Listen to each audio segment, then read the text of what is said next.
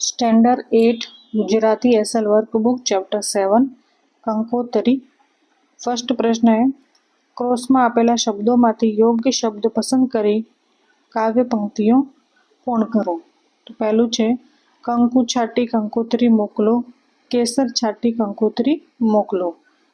એમાં લખો મારી બેની બા ના નામ માણેક થંભ રોપ્યો। મારી બેની નાગરવેલનો છોડ માણેક થંભ રોપ્યો। કાકા હોશે ભત્રીજા પરણાવો માણેક થંભ રોપ્યો। આગળ છે મામા હોશે મોસાળું લઈ આવો માણેક થંભ રોપ્યો। બીજું છે નીચેના શબ્દોનો ઉપયોગ કરીને ખાલી જગ્યા પૂરો। શરણાઈ, મોસાળું, ઢોલ, પીઠી, કન્યા વિદાય, કંકુ। લગ્ન પ્રસંગ વખતે કંકુ છાટીને કંકોત્રી મોકલવામાં આવે છે। લગ્ન પ્રસંગમાં વર અને કન્યાને પીઠી લગાવવામાં આવે છે। લગ્ન પ્રસંગમાં શરણાઈ અને ઢોલ જેવા વાદ્યો વગાડવામાં આવે છે। લગ્ન પ્રસંગમાં મામા મોસાળું લઈને આવે છે અને લગ્ન પ્રસંગમાં કન્યા વિદાય વખતે વાતાવરણ કરુણ બની જતું હોય છે। यहाँ लिखना है कन्या विदाय। आगे है નીચેના વિધાનોમાંથી ખરા વિધાન સામે રાઈટ અને ખોટા વિધાન સામે ક્રોસની નિશાની કરો। અંતર છાટીને કંકોત્રી મોકલવામાં આવે છે તો નહીં, કંકુ છાટીને કંકોત્રી મોકલવામાં આવે છે। કંકોત્રી લગ્ન ગીતમાં પહેલી કંકોત્રી કાકાને ઘેરે મોકલવાની વાત કરવામાં આવી છે તો રાઈટ है। કંકોત્રી લગ્ન ગીતમાં બીજી કંકોત્રી માસીના ઘરે મોકલવાની વાત કરવામાં આવી છે તો ગલત है। કાકા હોશેથી મોસાળું લઈને આવે છે તો નહીં, મામા મોસાળું લઈને આવે છે, કાકા નહીં। મારી બેની નાગરવેલનો છોડ છે તો રાઈટ है। લગ્ન પ્રસંગે વખતે માણેક થંભ રોપવામાં આવે છે તો એ બી રાઈટ છે। આગળ આપેલું છે કાવ્ય પંક્તિને આધારે નીચેના વાક્યોમાંથી ખોટા શબ્દ છે કે વાક્ય ફરીથી લખો। જે ખોટો શબ્દ છે એને કટ કરવાનો છે। કંકુ છાટીને કંકોત્રી કે કાળોતરી મોકલો તો काड़ोतरी को कट कर देना है। कंकु छाटीने कंकोत्री मोकलो। काका मामा होशे मोसाड़ू लईने आवो तो काका को कट करना है। मामा होशे मोसाड़ू लईने आवो तो मामा लिखना है। आगे है मांडवा पासे माणिक थंभ लो थंभ रोप्यो तो लो स्तंभ नहीं माणिक थंभ। तो मांडवा पासे माणिक थंभ रोप्यो। मासी होशे भत्रीजा भाणेज परणावो तो मासी तो भाणेज ने परणावे तो भाणेज। मासी होशे भाणेज परणावो। कंकोत्री में मारी बेनी बा के मोटी बानु नाम लखो तो कंकोत्री में मारी बेनी बानु नाम लखो। मारी बेनी नागरवेलनो छोड़ छे, नागरवेलनो छोड़ छे। आगळ आपेलुं छे नीचेना प्रश्नोना उत्तर सविस्तार उत्तर लखो। कंकोत्री मोकलता पहला कंकु केम छाटवामां आवतुं हशे तो कंकु ने हिंदू धर्म में शुभ अने पवित्र मानवामां आवे छे। लग्न थकी सप्तदी द्वारा पुरुष अने स्त्री प्रभुतामां पगला मांडे छे। तेओ पवित्र जीवन जीववाना अने सुख दुखना साथी बनी रहेवाना पवित्र बंधनथी जोड़ाय छे। तेथी ज आ कंकोत्री मोकलता।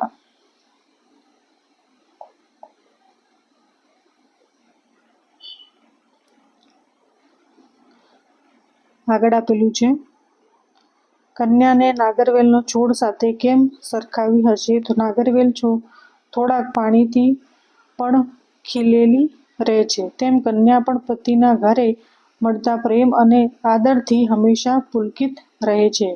નાગરવેલને કોઈ આધાર મળી જાય તો તે ઝડપથી વિકાસ પામે છે, તેમ કન્યા સાસરિયામાં પરિવારના આધારે પોતાની આગળની સૂઝથી પોતાનો અને પોતાના કુટુંબનો વિકાસ કરે છે। નાગરવેલ પથ્થર તોડીને બહાર નીકળે છે તેમ કન્યા પણ ગમે તેવી મુશ્કેલીમાંથી માર્ગ કાઢે છે। તેથી કન્યાને નાગરવેલનો છોડ સાથે સરખાવી છે। આગળ આપેલું છે ક્રોસમાં આપેલા શબ્દોનો ઉપયોગ કરીને પ્રશ્ન વાક્ય બનાવીને લખો. પ્રશ્ન બનાવવાનો છે. કંકોત્રીમાં બહેનનું નામ લખ્યું છે તો કોનું? તો પ્રશ્ન વાક્ય બનાવવાનું છે. કંકોત્રી કોનું નામ લખ્યું છે? કાકા ભત્રીજાને પરણાવે છે તો કોણ? તો કોણ ભત્રીજાને પરણાવે છે? તો કાકા ભત્રીજાને પરણાવે છે. મામા મોસાળું લઈને આવે છે. મામા શું લઈને આવે છે? માસી ભાણીને પરણાવે છે તો માસી કોને પરણાવે છે? આગળ આપેલું છે. કંકુ અને કેસર છાંટી કંકોત્રી મોકલવામાં આવે છે તો શું શું છાંટી કંકોત્રી મોકલવામાં આવે છે? મારી બેની નાગરવેલનો છોડ છે તો કોણ? તો કોણ નાગરવેલનો છોડ છે? બીજી કંકોત્રી મામા ઘરે મોકલો. ક્યાં? તો બીજી કંકોત્રી ક્યાં મોકલો? આગળ આપેલું છે. નીચેનો ભાવ દર્શાવતી કાવ્ય પંક્તિ કાવ્યમાંથી શોધીને લખો. પ્રથમ કંકોત્રી કાકાને મોકલો. કાકા તમે ભત્રીજાને ઉત્સાહથી પરણાવો. માણેક સ્તંભ રોપ્યો છે. તો પહેલી કંકોત્રી કાકા ઘરે મોકલો. કંકોત્રી કાકા હોશે ભત્રીજા પરણાવો. માણેક સ્તંભ રોપ્યો. ત્રીજી કંકોત્રી માસીને મોકલી. માસી તમે આનંદથી ભાણીને પરણાવો. માણેક સ્તંભ રોપ્યો. ત્રીજી કંકોત્રી માસી ઘરે મોકલો. કંકોત્રી માસી હોશે ભાણેજ પરણાવો. માણેક સ્તંભ રોપ્યો. મામા હોશેથી મોસાળું લઈને આવો. માણેક સ્તંભ રોપ્યો. તો મામા હોશે મોસાળું લઈને આવો. માણેક સ્તંભ રોપ્યો. આગળ છે. ક્રોસમાંથી યોગ્ય વિકલ્પ પસંદ કરીને ખાલી જગ્યા પૂરો. તો મંગલ પરિણય, શ્રીમાન તરબૂચભાઈ તથા શ્રીમતી ટેટીબેન. સહર્ષ જણાવવાનું કે અમારા કુલદેવી તિરુદેવીની અસીમ કૃપાથી મોટા ફળબાજાર નિવાસી અસો નારંગીબેન અને શ્રીમાન પપૈયાભાઈ જામફળિયાની સુપુત્રી ચી કીવીના શુભ લગ્ન ચી ચેરી હાલ નાના ફળબાજાર નિવાસી અસો રાસબરીબેન તથા શ્રીમાન બોરભાઈના સુપુત્ર સાથે સંવત 2080 માગશર સુદ 11 ને શનિવારે રોજ નિર્ધાર્યા છે. આ શુભ પ્રસંગે નવદંપતીને આશીર્વાદ આપવા આપ સૌ પધારી શોભામાં અભિવૃદ્ધિ કરશો જ. આગળ આપેલું છે. ઉદાહરણ પ્રમાણે વાક્ય ફેરફાર કરીને લખો. ઉદાહરણ આપેલું છે કે પોલીસે ટ્રક ઊભી રાખી. પોલીસ દ્વારા ટ્રક ઊભી રાખવામાં આવી. પત્રકારોએ મુખ્યમંત્રીને અનેક સવાલો પૂછ્યા. તો પત્રકારો દ્વારા મુખ્યમંત્રીને અનેક સવાલો પૂછવામાં આવ્યા. ભાભીએ મને મનગમતી વાનગીઓ પીરસી. તો ભાભી દ્વારા મને મનગમતી વાનગીઓ પીરસવામાં આવી. એક પછી એક 4 દાક્તરોએ બાને તપાસ્યા. તો એક પછી એક 4 દાક્તરો દ્વારા બાને તપાસવામાં આવ્યા. ટ્રકવાળા આવતીકાલે હડતાલ પાડશે. તો ટ્રકવાળા દ્વારા આવતીકાલે હડતાલ પડાશે. બિલ્ડર 20મી તારીખે આપણને મકાન સોંપશે. તો બિલ્ડર દ્વારા 20મી તારીખે આપણને મકાન સોંપવામાં આવશે. તમારો વારો આવે એટલે મેનેજર તમને બોલાવશે. તમારો વારો આવે એટલે મેનેજર દ્વારા તમને બોલાવવામાં આવશે. આગળ આપેલું છે. 10. વાક્યનો અર્થ ન બદલાય એ રીતે વાક્યમાંથી વધારાનો શબ્દ દૂર કરી વાક્ય ફરીથી લખો. ઉદાહરણ કે પપ્પા એક પીળું પાકું પપૈયું લાવજે. તો પપ્પા એક પાકું પપૈયું લાવજે. મારા દીકરાના લગ્ન પ્રસંગે સપરિવાર સાથે આવજો. તો મારા દીકરાના લગ્ન પ્રસંગે સપરિવાર આવજો. હું રજાઓમાં મારા મોસાળામાં મામાના ઘરે જવાનો છું. તો હું રજાઓમાં મારા મોસાળામાં જવાનો છું. બરફવાળું ઠંડુ શરબત પીવાનું મન થયું છે. તો ઠંડુ શરબત પીવાનું મન થયું છે. ઘણા બધા કેટલાય એવા જીવો છે જેના વિશે મને માહિતી નથી. તો કેટલાય એવા જીવો છે જેના વિશે મને માહિતી નથી. બાએ સોમનાથ મંદિરની ફરતે પ્રદક્ષિણા કરી. તો બાએ સોમનાથ મંદિરની પ્રદક્ષિણા કરી. હમણાં ને હમણાં જલ્દી ગરમા ગરમ ચા લઈ આવો. તો જલ્દી ગરમા ગરમ ચા લઈ આવો. આગળ આપેલું છે ફકરો. વાંચન ઉદાહરણ પ્રમાણે સંબંધ દર્શાવતો શબ્દ લખીને ફકરો પૂર્ણ કરો. તો ઉદાહરણ આપેલું છે, અનુજના લગ્ન લેવાયા. બધા ધામધૂમથી લગ્નની તૈયારીમાં લાગી ગયા. અનુજના પિતાએ તેમના બનેવીને મંડપ ડેકોરેશનની વ્યવસ્થા કરવા માટે કહ્યું. અનુજના ફોઈ પોતાના ભત્રીજાના લગ્નમાં જવા માટે હરકપદુડા થઈ ગયા. અનુજના મમ્મીએ તેના ભાઈને મામેરું લઈને આવવા કહેવડાવ્યું. અનુજના માસી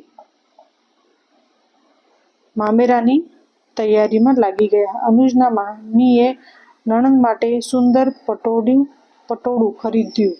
અનુજના મામાએ ભાણા માટે શેરવાની ખરીદી. અનુજે માસી માટે સુંદર સાડી ખરીદી અને માસા માટે સૂટ અને પેન્ટ ખરીદ્યા. આગળ આપેલું છે શબ્દ સમૂહ માટે એક શબ્દ લખવાનો છે. લગ્ન આદિ શુભ પ્રસંગ આમંત્રણ પત્રિકા શું કહેવાય? કંકોત્રી. લગ્ન વખતે મંડપ માટે રોપાતો થંભ તો માણિક થંભ. મા બાપ તરફથી દીકરાના સંતાનના લગ્ન વખતે આપતી રીત તો મામેરું થાય. નીચેના શબ્દક્રોશના ક્રમમાં ગોઠવીને લખો.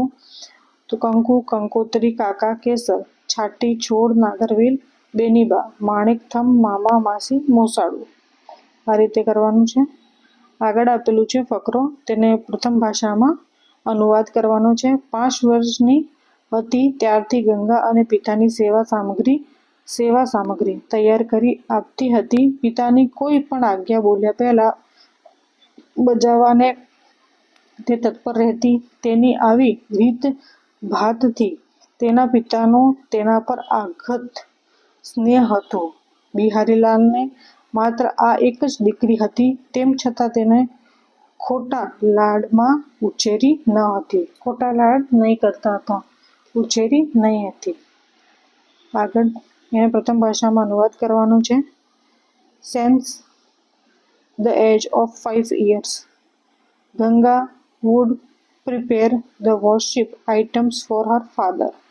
She would always be eager यानी आतुर to carry out her father's orders even before he could utter बोलना them. पापा के बोलने से पहले ही वो उसकी आज्ञा को मानने के लिए तत्पर रहती. It was because of these qualities, इस क्वालिटी की वजह से that her father loved her, उनसे बहुत प्यार करते थे. immensely यानी बेहद. She was Bihari Lals only child, वो उनकी बिहारी लाल की इकलौती लड़की थी. Yet she was not over pampered, फिर भी वो બિહારીલાલની માત્ર આ એક જ દીકરી હતી, તેમ છતાં તેને ખોટા લાડમાં ઉછેરી ન હતી. આગળ આપેલું છે પ્રવૃત્તિ. કોષ્ટકમાં છુપાયેલા શબ્દને કંકોત્રી, કેસર, કંકુ, માણિક સ્તંભ, સાફો, ચુંદડી ને ચોખા.